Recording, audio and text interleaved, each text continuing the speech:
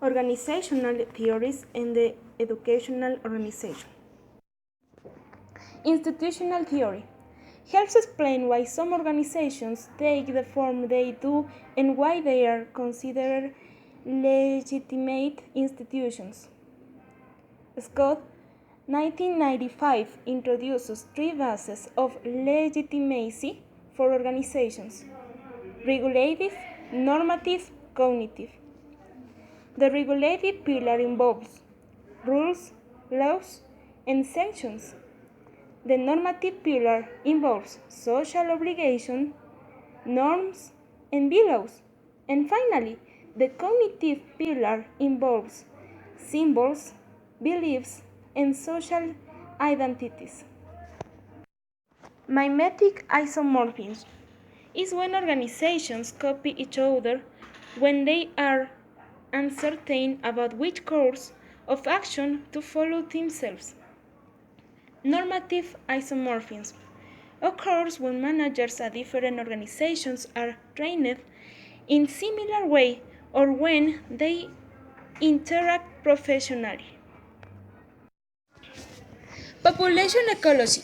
Population ecologists believe that the environment determines the chances of success or failure for organizations.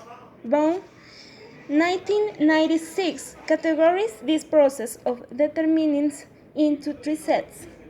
Number 1, demographic process, which includes age dependence.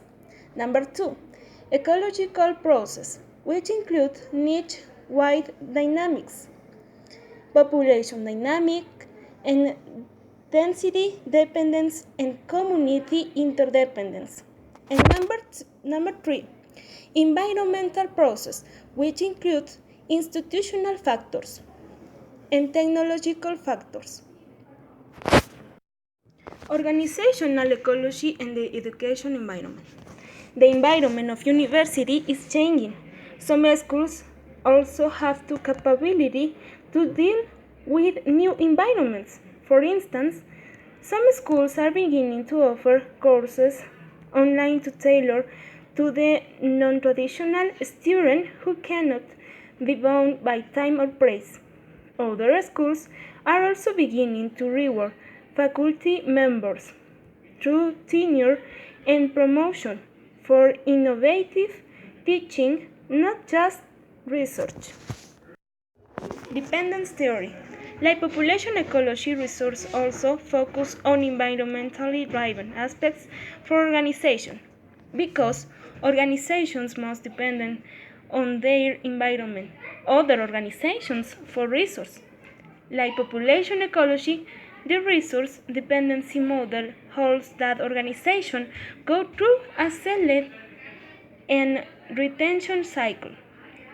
Unlike the other model, however, this one believes that selection is determined by the decisions made within the organization.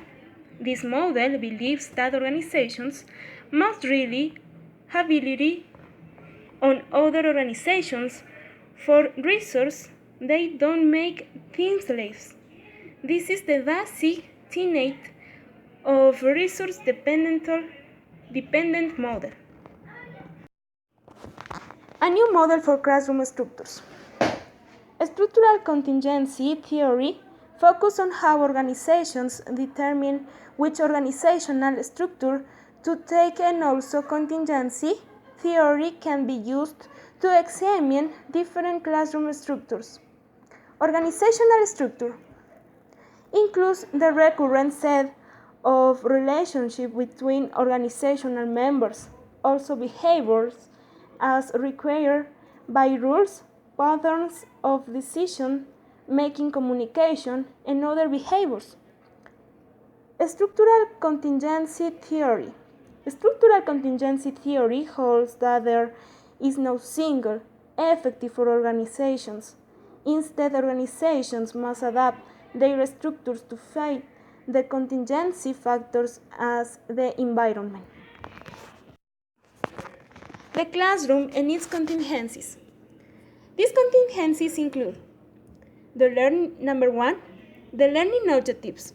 Number 2, the cognitive domains they hope to obtain. Number 3, the technology they will use.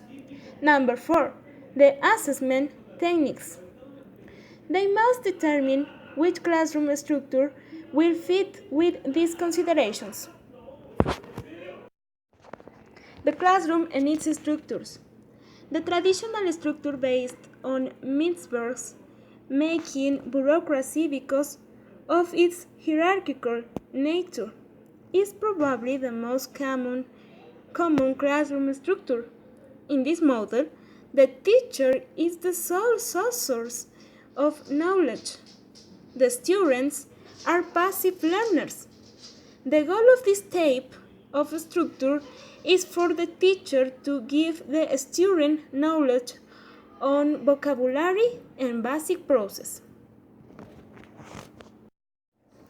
A new model, the classroom and structural contingency theory. The study structure is better suited to fields that rely on learning through doing, discussing or experiencing, such as the social sciences or humanities. The circle structure can be applied to almost any field because of its loose nature relying on a variety of technologies and achieving a collection of cognitive levels. The flat structure is so similar to the circle structure in levels of formality, complexity, and centralization, only lacking a class with which to share learning experiences.